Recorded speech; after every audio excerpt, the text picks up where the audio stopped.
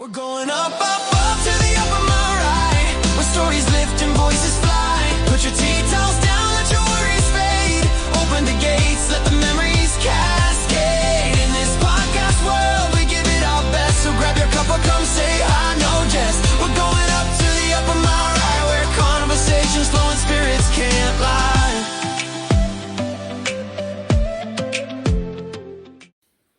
Welcome to the Upper Marae Podcast. I'm one of your hosts, Nigel Peterson, and today I'm joined by my fellow co-host, Dr. Alexander Stevens.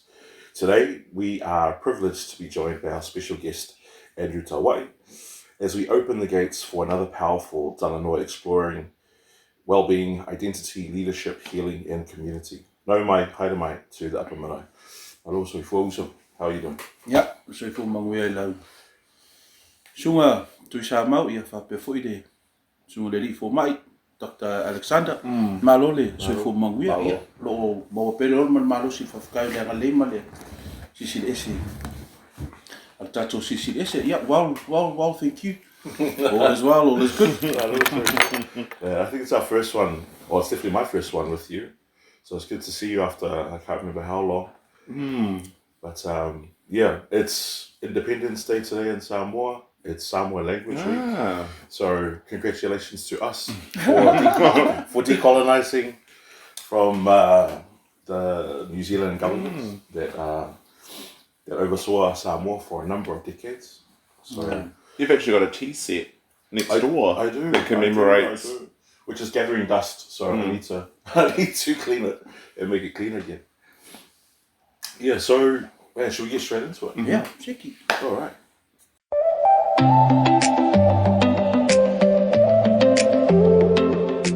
Our first question is, so what does Samoan Language Week mean to you and your ainga or your whānau? Yeah, malole whapsili. What does Samoan language mean to me? I consider Samoan Language Week as every day of the year. Purely on the basis of identity, but also when you don't use it, you lose it. And so it's great Exactly for what I its said, the other podcast. it's great for familiarity, but also just continuing to reinforce language. Identity. Kaua is very important. Very important for us as a ainga. Also, you know, the langa upu or the whakatauki, o le tangata malona ainga, o le tangata malona whaasinomanga, and in essence, it's an embodiment of identity. And so, yeah, language is very important to us in our ainga. Yeah, absolutely. Because you're born here. Yeah, Whangangi Sila. So how do you balance those two worlds, being first generation Samoan? Man, that's a very powerful question, and you take me down through childhood memories, and part of that is I've joined some of the whānau lovers in my family as a follower, was a young boy. I tried to get myself involved in the iapongas and all of that stuff, and there are comments that related back to ole kiwi born, and it was a reference to forgive him, he doesn't fully, or forgive them because they're born here in New Zealand. And then there are some moments where being a social worker and all of that jazz working in the community, and you come across our Samoan community, and it's like, oh, you got a very good for Samoa. Were you born in Samoa? I say, oh, no, come a Kiwi. Yeah, born here in New Zealand. And so, like I said, it's very powerful when you use that word. How do I balance the best of both worlds? I'm still learning within the Samoa space. I know that I haven't grown up within the Samoan environment where you get to live and breathe the tikanga, the traditions, the angangu'u stuff. But I found in my own sense of identity, but also in working with our people, it's been grounding for me, particularly in our our protocols or our processes, the whakulima, the understanding of what's happening when the matais are talking or when family are talking. And so using my own discernment of giftings to understand what's actually going on at that time or within that context, and apply what I would call discernment. And so church is a good example where there is a lot of backlash from the younger generators, where why do we keep saying and calling out how much each family has put in. And so we're using the discernment as the core principles of Samoa is respect and whaalualo. And so, when I was part of that mentality, it was shared to me that you don't just give something and just leave it like that. You've got to announce it as part of our respect to that koha that's been given. And so it's trickled into church. And so the belief is, man, the money didn't fall off the tree. And so, the person that goes up and says, Bob, $50, $50. On one aspect, growing up, it's like, hey, why are we having to announce all of that stuff? And so, again, the core principles of Samoa, o le vā whaalualo, that respectful space. So, I was kamo whainga how do I balance, and so for me, it's taking the best of both worlds of Palanginism and my Samoanness, but staying true to who I am as a Tama Samoa born in New Zealand. 100%. Because that's my journey as well. Like I was sharing with Dr. Alexander in one of the podcasts. I was like, I do suffer from imposter syndrome. And like when I'm in a room with a few other New Zealand-born Samoans, I feel safe. But then if I'm in a room with an expert, I'm like, oh damn, I'm going to say something stupid, or I don't want to look stupid because I don't want to be like, I don't feel like I don't want to make our family look stupid. But then when you said Kiwi born, I was like, and the amount of times I've heard something like that. Yeah. If I, but then when you go home to the islands, they're like, Sunday. Yeah. So they want I'm gonna go out for quite before that's they're like, the day's already started and you're still asleep. No, it's I really align to and agree to what you've said. And I too have been in that realm of imposter syndrome as well. But one of the things that sort of draws me back in to find me is I emceed my sister's 21st birthday, and they had our Fefe Au and the Kupufia, my uncle Olaya, who was Radio Samoa, the man of Angangu, and also wrote a book, Le Vaufifili, part of one of the three authors of the Vaufifili. And so in my trying to honour the Angangu for Samoa on behalf of my parents, I acknowledged him, but he got up and he acknowledged the effort.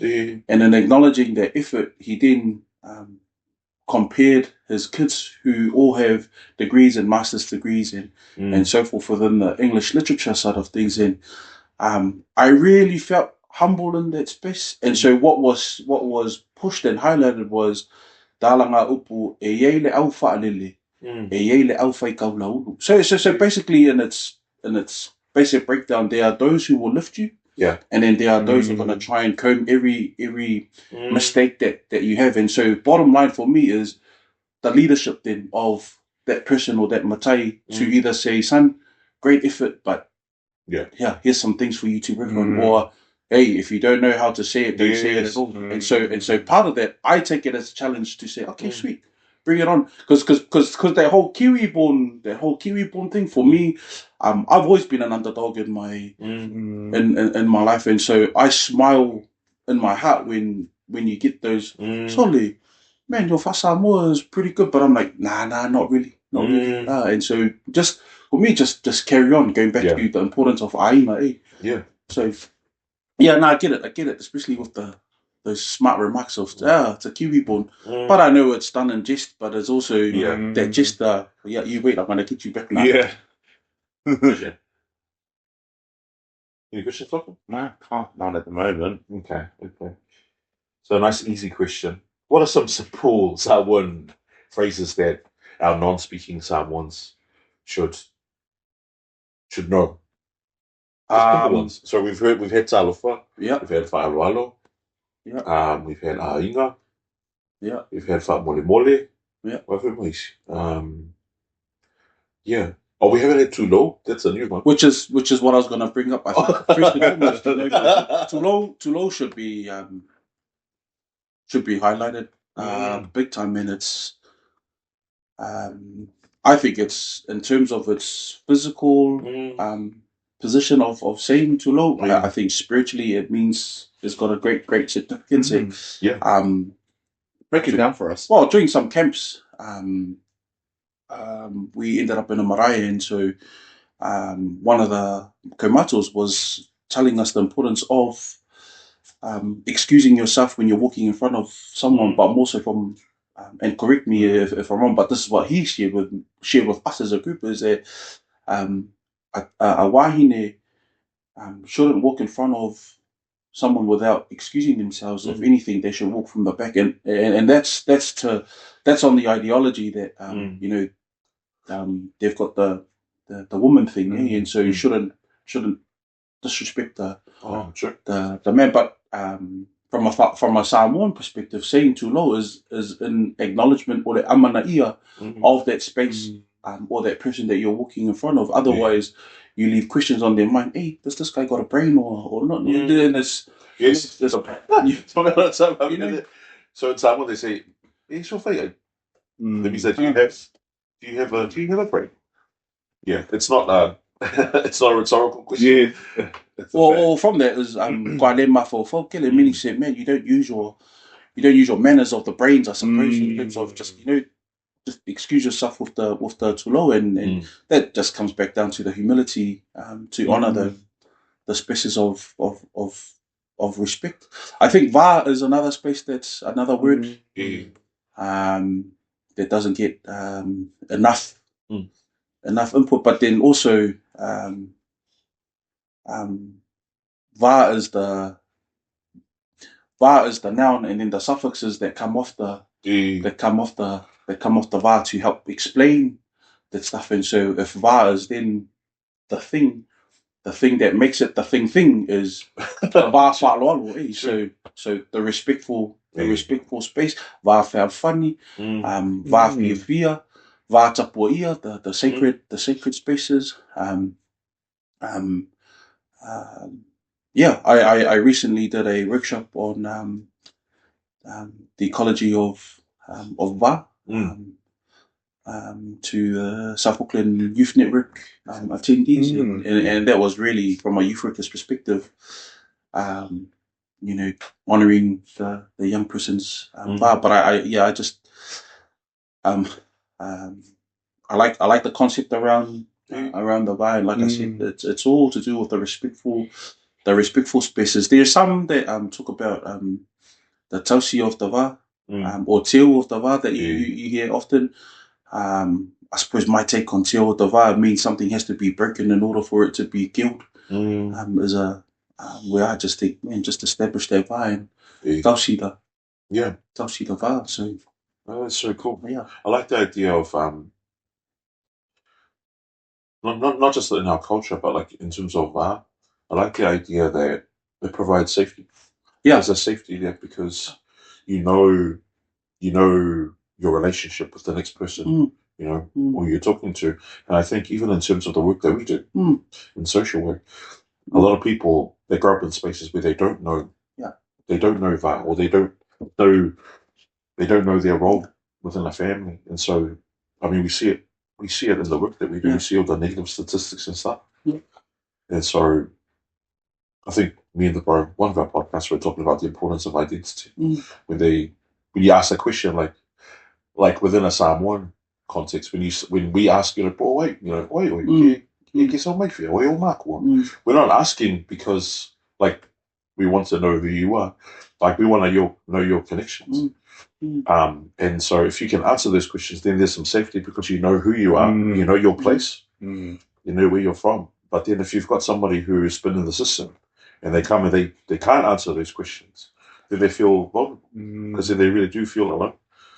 And so I like what you were talking about, how there's that power in words to uplift somebody or cut somebody up. Because a lot of young people, can you imagine if they, like their dads, especially their dads, especially if their dads had just said an encouraging word, or even like words, something like, I love you, son. Man, if you say I love you, son, to your son, that son will go and build a business.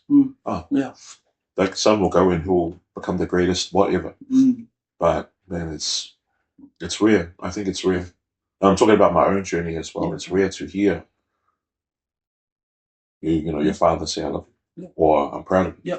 They'll say it to other circles. They'll say it to their friends. Go, oh, my son, he passed this and he passed this. But probably the one person needs to hear it is the son himself. Man, you raised heaps of themes for me in this Talanoa that you've just opened up and shared as well.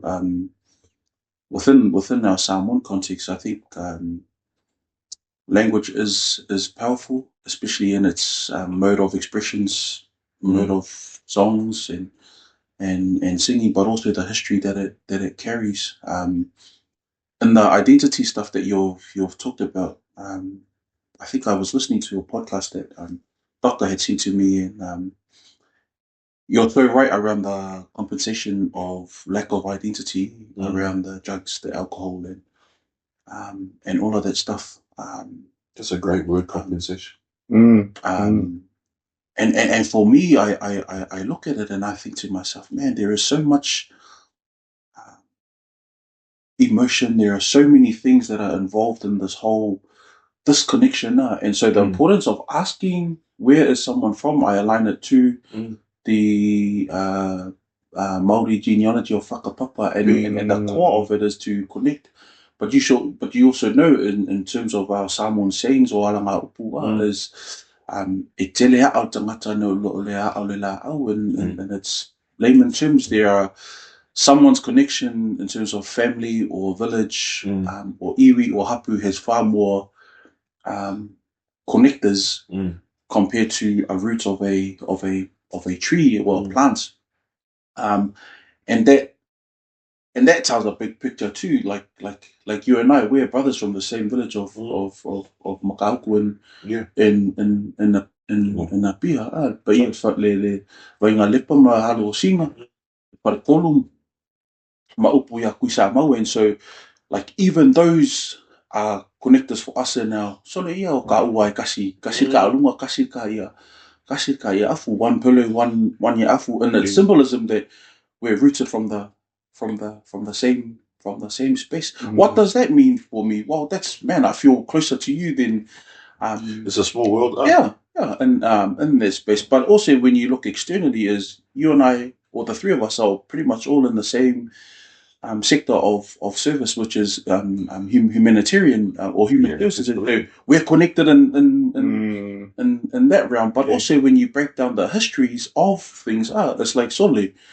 We're all from the Maliatua land and understanding our history and so forth. And so, these things become elusive when you're doing your laungas, or you're doing your speeches, or you're doing your thank yous, or you're doing your ceremonies and so forth. It's like, man, these are things that you can refer back to and say, Soli, you and I are pretty much one in our being. And so, all the other stuff that you've that you brought up, man, I've got to try and decompartment these things in my head. But I've also seen, in contrast, when you talked about imposter syndrome, the word that I was looking for was intimidating. And that 100%. And that when you're sitting in a room with an expert, we can feel intimidated because they've gone and used deep Samoa or chief talk that we have no understanding about. And so one of the other things that I've continuously heard in my upbringing is for le ka I le kea. Your your cricket swing is to be based on the type of bowling that they're bowling in. So when I talked about leadership, is that person who's leading or was within that leadership style in that space. So then read the room. So you don't go kingship Talanoa or noble Talanoa with someone who doesn't fully have the capacity to understand it, but break it down and explain it to make it understandable. So then they don't feel threatened, or they don't feel this is too hard. I don't want to do it. Especially our young people are still trying to learn. And absolutely, which is why we have Samoan language. Yeah, e whawhakai whai a New Zealand le mga i o Samoa ko le ngangana Samoa ko Kongo New Zealand. I mean, I see ourselves as cousins to tangata whenua as opposed to the manuhiri. And so for me, it's thank you to our New Zealand for allowing us to have the acknowledgement of our ngangu. And it's something I've heard us talk about often is we come under the orowai of Māori, because and it goes back to ngafa whakapapa. So if you keep on unpacking the ngafa, you end up in you do end up with the Pacific. You keep unpacking that whakapapa. I mean, I'd say Taki Timu is probably the waka that connects Samoa. Yeah. Well, the former Prime Minister, or the current Prime Minister, which one is it, Nigel, said that Taki Timu was made in Samoa, went down to Rarotonga, and then was used down to New Zealand, which connects a lot of the Gisborne places. So the limited knowledge I have of Taki Timu is it was built in Savaii, but the wood was from Mapia. That's right. That's right. There you go. The other thing I was going to say to you was, in every episode I've been thinking about what were the Samoan words that I was associated with growing up. So the first one was Sa Vale Vale and then Whapapa, but then Salu was definitely the one, especially from our neighbours. Is broom, I suppose, would be a transliteration. But that was the third word I was thinking of that I grew up with. You could hear it next door because then it went quiet, and I couldn't understand the whole thing. But I know she was saying, "Go get this." Another one that needs to be added to the dictionary is awui. Well, I think another one that should be added to the dictionary is. Because honestly, what is this? Tell me about this. Does it have a word? I know we have different ideas of that. Shucks. But it is part of the just a basic. It's just basically like that's how you call dogs. In Samoa, you miki. Yeah, it's interesting because dogs know in Samoa. They know. They know that, and they know this action where you reach down and grab and then they just go running. But is that what do you reckon? Yeah, afua ile society, So, in Samoa, that's.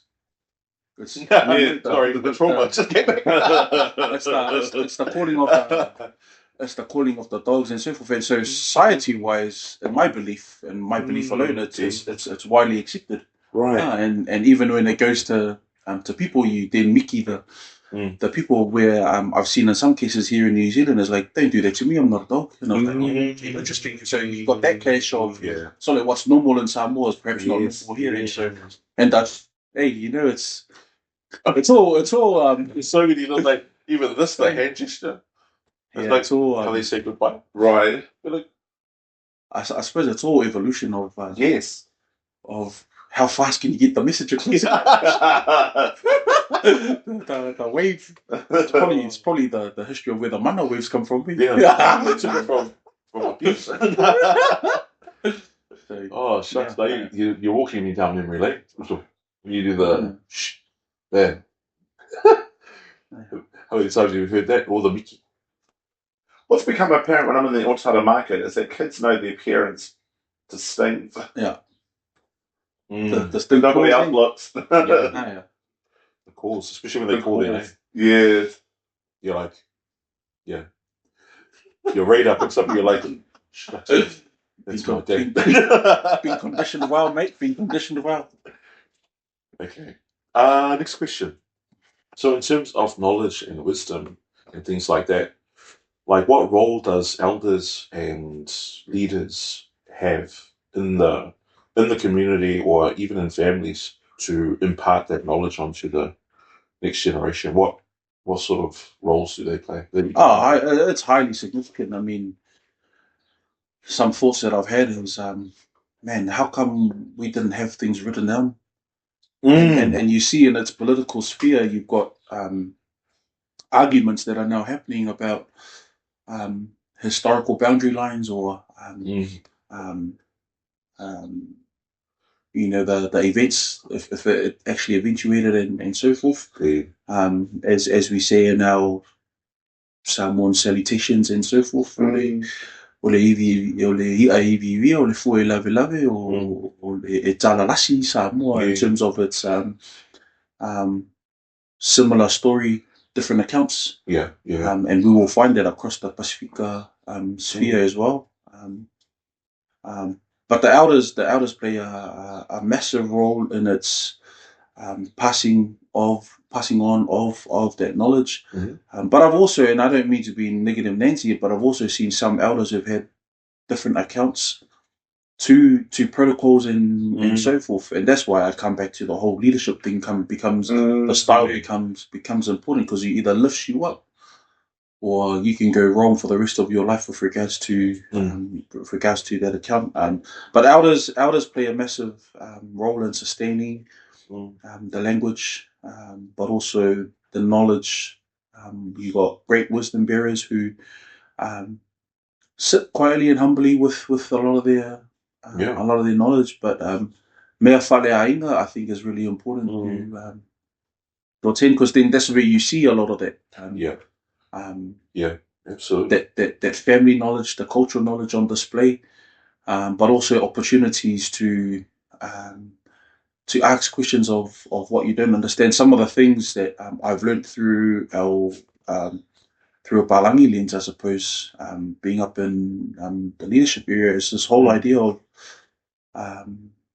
succession plans. And so recently I emceed Mum's 70th birthday. I didn't delve too deep into Kangamuk for Samoa, but there was a great balance to honour for Samoa, and as we say, the foundations will remain, but the way we do it may differ. But it's still in acknowledging that foundation. What's that foundation? Thanks to God. Welcome the people in. Do the occasion, which is the aunga oke, and then whamakafi at the end with well wishes to the family. And so while it wasn't in its traditional form, elements of it was done. And so part of the succession plan that I was talking about, I've asked my brother, who's on his journey to whawhenua the people, and this was the first time he's ever done that, and he felt great, but he doesn't know that I feel even greater, or maybe he does after this. And part of that is the whole reason of giving him the chance to whawhenua and welcome our guests in is he's now confident, he's now got this under his belt, and so the next time it's like, oh yep, sweet, I'm going to carry it on. And so there is not enough of this. And so, another thing that sort of gets my mind in the hey, are you sure, is this whole idea of whakau. And so whakau is the right to speak on behalf of the as orators on behalf of the High Chief and so forth. And one of the things that I see there is the whakau or asking for the right to speak on behalf of that occasion. It can be turned into a very what's a real respectful way of saying this. It could be turned into a very disrespectful occasion that sort of that contradicts the vāwha lalo or the vāwha whalu polua. And so when I talk about succession plan, is if the same orator laungas at the Maliu this week, the Whaipoiponga the next week, and has done everything else, what does that mean for the rest of the other makais within that family and within that And so we're a succession plan in that space. And so part of it, what I've shared with my brother is it starts, or with my family, is it starts with little things.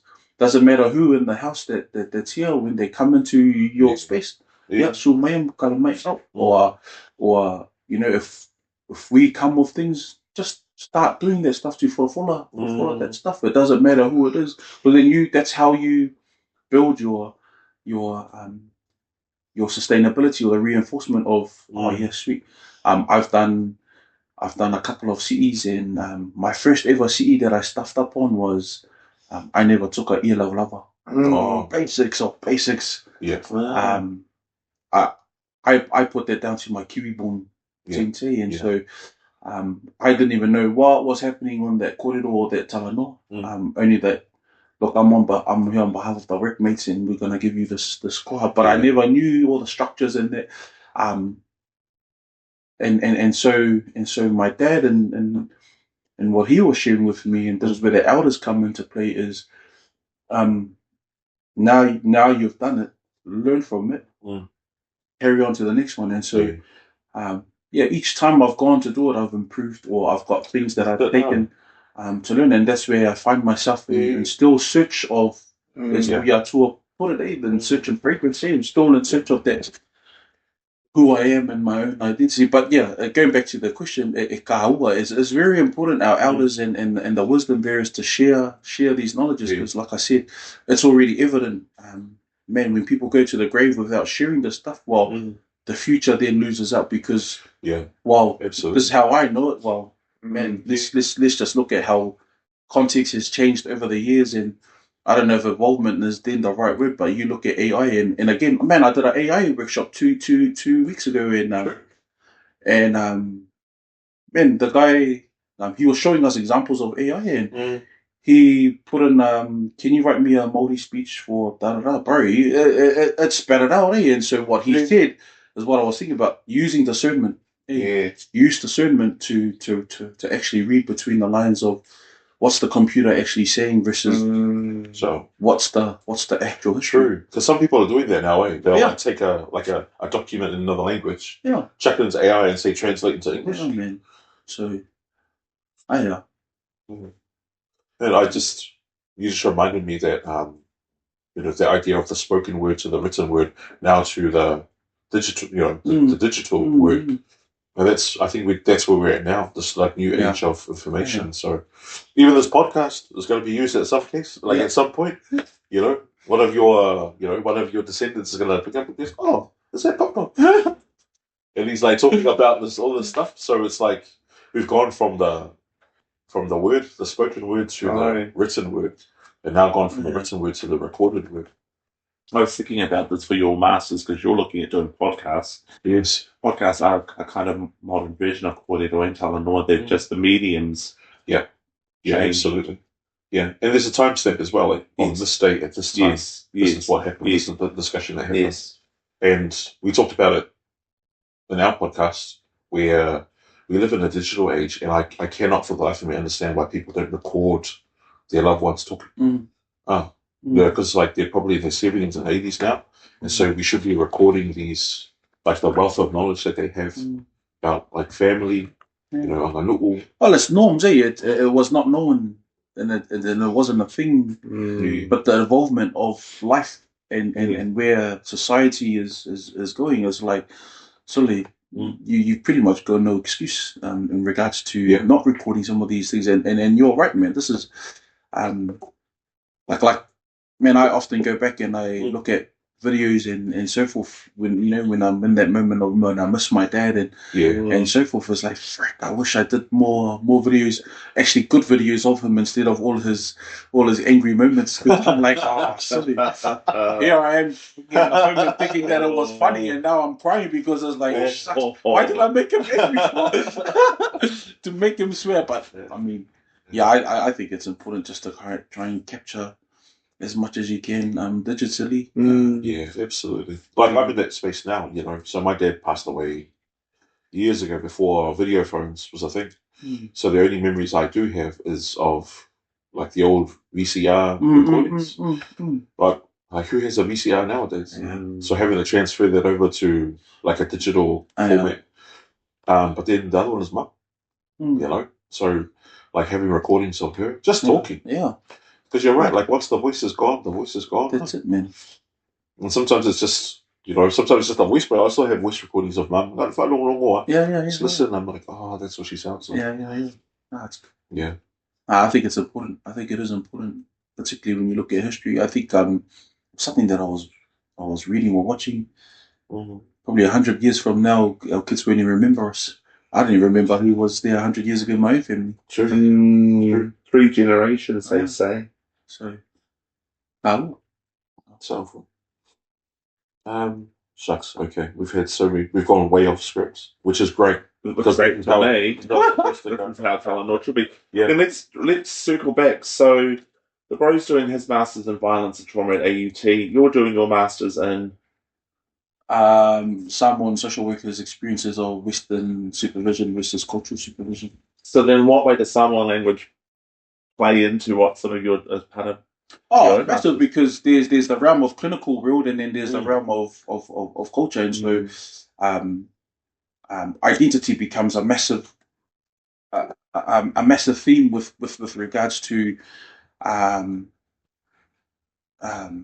being effective social workers or effective practitioners, and so part of the supervision space, as I sort of shared earlier, that how do you measure trust? Yes, because the clinical sense talks to the profession, but I would also like to think that your identity plays a bigger role in who you are within that profession, and so we come across a lot of likeliness or of similarities in terms of I'm Samoan, and probably every second person or every third client of mine has got an affiliation to Samoa or Samoanness, and so as social workers, the question is what's more effective for you in regards to your own identity or your own practice? Is it the clinical realm, or is it within the cultural realm? And so so far a lot of it has been on the cultural realm, and so without digging too deep into some of the findings that I've sort of come across, a lot of it is the how. And so while I also teach communication as one of my subjects in the living without violence spaces that I'm in, I don't go too deep into the aggressive, passive and assertive, but I go deep on the art of how. And so I would like to say, in my own effectiveness of this message, is you can tell someone to F off without actually using the words F off directly. And so while it can be passive aggressive or assertive, it's actually understanding that message of how. And so within the clinical realm, the how becomes as for practitioners a defensive mechanism where this doesn't align with some of the things that I do. Like, I'm coming to talk to you about, within the Samoan culture, the family have acknowledged me and acknowledged my work, and going back to that principle of whālolo, the safest way to show respect for me as a practitioner or as social workers is, here's some money as part of our heart of gratefulness. And so clinically, you're not allowed to take that. And so then your identity part is like, so what am I supposed to do in this space? And so some it's like, well, you're just gonna have to tell them that you can't take it, and then you risk the offending them. And so e ka ua kele the cultural stuff, especially with our Samoan language week, and like I said, if there is a word that we can continue to push, is the Tulou. And so walking into their houses, Tulou, I've come in to disturb your marae. I am a visitor. You are the tangata whenua of your space. And so language, then use the language that you have and really show your heart in regards to. I may lack the words of within the Samoan space, but you get lifted when people see that you're making an effort to understand. And as I often share, I love what Dr. Linda Taua'i Smith talks about. Was remember you're a guest in people's lives, so treat carefully. So it's so true. Okay. Yeah, I remember what one komatua said to me years ago. He said, it should matter to you how you leave people. So, they may come and offend you and say all these things, but if I think about our cultural values, you still show them for aroa. You show them that humility. But some people are just like, I'm going to match that energy. But you're just like, you go, why? They said, humble yourself. Because you were probably that person once upon a time. You were probably that ignorant person once upon a time. But the biggest flex you can do is not to. But I love that. One of the Māori research principles is go te mahaki.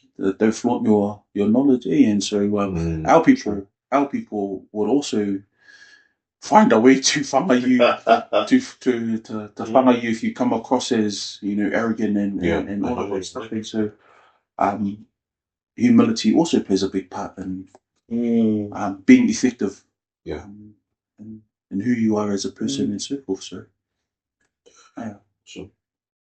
Shucks, that's so good.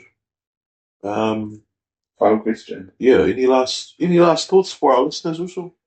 Coming to the Samoan Language Week? No, just thank you for the opportunity. I'm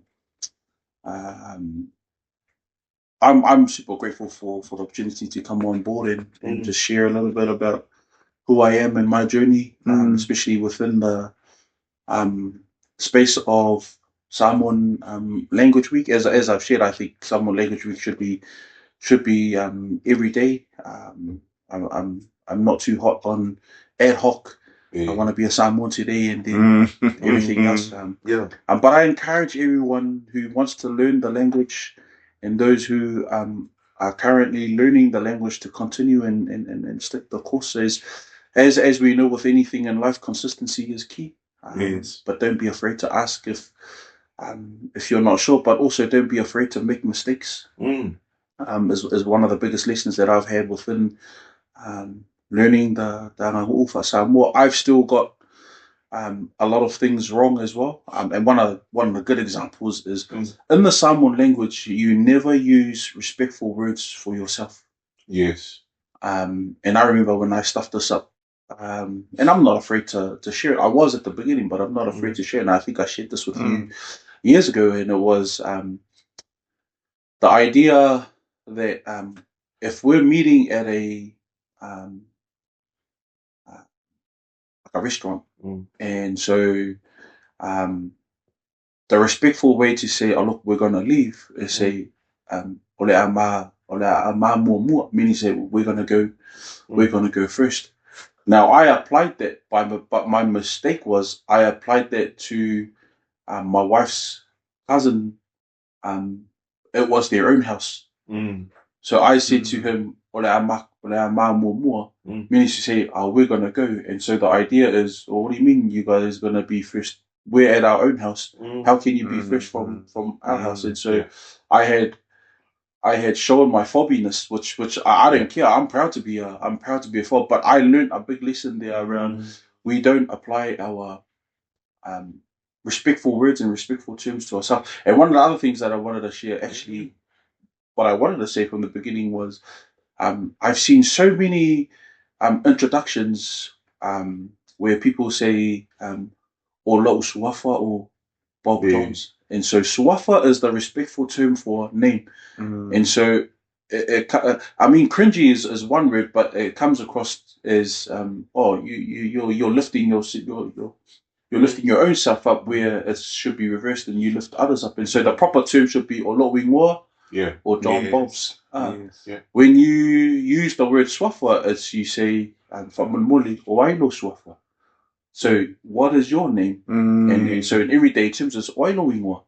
And so finding what the respectful terms are for everyday lingo is for me would be important to continue on the journey of learning to speak Samoan, because like I said, e whaavaya Samoa i le whaaloalo. Yes, Christ is there, but respect goes a long way, and it's part of the everyday fabric of what we do and who we are within Samoa. No, like whakaila malu whaaso e podcast. O vea ua ma tangata whaatauwa i le ria whaamoemoe. Thank you so much, Andrew, for sharing so much of your knowledge. I didn't, to be honest, I thought this was going to be light and heavy. There was elements of light and heavy, but it got serious very quickly because I think just our own journeys as first generation born Samoans here in Aotearoa. And like as I'm doing my masters as well, this no doubt is going to be something in the back of my mind while I'm writing, because especially in academia, you talk about positionality. How do you position yourself with the research? And so I can't position myself as a Samoan in Samoa. This is the context. So I position myself as a Samoan born here. But then the other things you talked about that's really, really pumping in the back of my head is that whaaloalo, utu maulalo, lift the other person up above myself, which is, like in Western culture, they're just like, nah, I'm better than you are. But like, no. Well, I want to lift you up. I'll lift you up. I don't, because we should be secure in who we are. Yeah. You don't have to cut somebody down. And listening to both of you, you talk about your masters and you doing an analogy of yours makes me think I'll happily take you both on to get your PhDs done. Yeah, absolutely. Which is a vision that I've had for both of you since I've known you for many years. So we're this close to making it happen. Whamoemoe le tatou whaatalanopo le tatou whaaso le nei tūlau le whiawhi vi ia lava le atua lona lofo mona anga le lei. Ia leo ua mawhai ona tatou whaaso atu, whaaso mai, ia ma tatou Talanoa Talanoa whiawhia foi. Ia ao le vi inga lava whaafoi lava i le atua wale ora malosi ia e mese le ata mai mawhai ona tatou whaaso ai ma Talanoa ai ia le whaamakafi la kou ia. Ia, lau sunga tuisa mau ia. O upua ia le akungu ia.